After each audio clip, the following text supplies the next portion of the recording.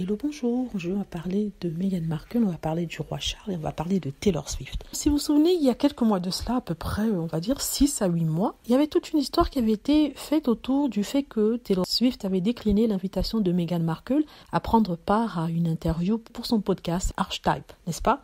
Et toute la presse anglaise essayait de ridiculiser Meghan Markle en disant que les grandes stars ne voulaient pas d'elle, en disant qu'elle n'était rien du tout, et en disant que de toute façon, Taylor Swift est une grande star, à quoi elle s'attendait. Alors, mais ce que nous révèle le fameux livre de Omid Scobie, que sincèrement d'autres fans de Meghan ont lu et ont beaucoup apprécié, c'est que en fait le roi Charles, pour son couronnement et avant celui-ci, avait invité Taylor Swift. Donc il y avait toute une organisation qui s'était mise en place pour marquer la succession du roi Charles sur le trône. Il était le nouveau roi d'Angleterre après le décès de sa maman. Donc ce qu'on nous explique, c'est que ils avaient créé une cérémonie où d'ailleurs Katy Perry avait participé, durant laquelle elle avait chanté. Mais avant Katy Perry, celle qu'on visait, c'était Taylor Swift. Taylor Swift étant la grande star interplanétaire qu'elle est, et celle qui touche les jeunes, Buckingham Palace avait pensé faire un coup en l'invitant. Il pensait que vu que c'était le roi, vu que c'était la famille royale et le fait qu'elle avait collaboré avec le prince William et Kate Middleton il y a quelques années de ça, que bien sûr elle accepterait volontiers de venir chanter. Or, ça n'a pas été le cas.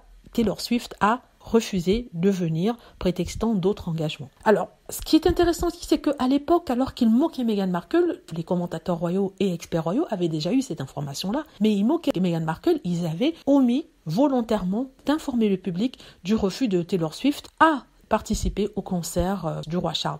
Ils avaient fait toute une histoire pour les autres stars comme Elton John qui avait dit qu'il ne pouvait pas venir, mais ils n'avaient pas parlé de Taylor Swift parce que ça aurait été une sorte d'embarras pour le roi Charles, futur roi Charles, car qu'une pop star aussi planétaire que Taylor Swift lui dise non, c'est une chose impensable. N'est-ce pas? Pour eux, en tout cas pour eux. C'était une chose impensable. Il n'était pas question qu'on annonce ça. Ce serait vu comme une sorte de gifle camouflée, insulte, tout ce que vous voulez, ou snub.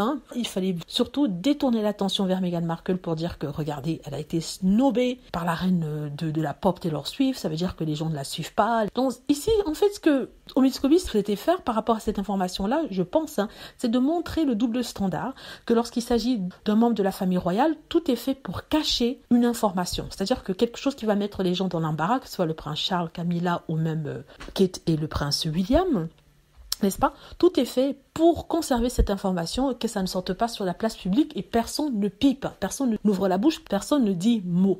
Alors qu'ils ne se sont pas gênés pour insulter Meghan Markle et la traiter de tous les noms parce qu'il avait été révélé que Taylor Swift avait décliné son invitation pour le podcast. Voilà, dites-moi ce que vous en pensez, j'espère que vous avez aimé la vidéo, n'hésitez pas à cliquer sur like si c'est le cas, à vous abonner pour plus de vidéos et à cliquer sur la petite cloche afin d'être averti lorsque je poste une nouvelle vidéo. Merci.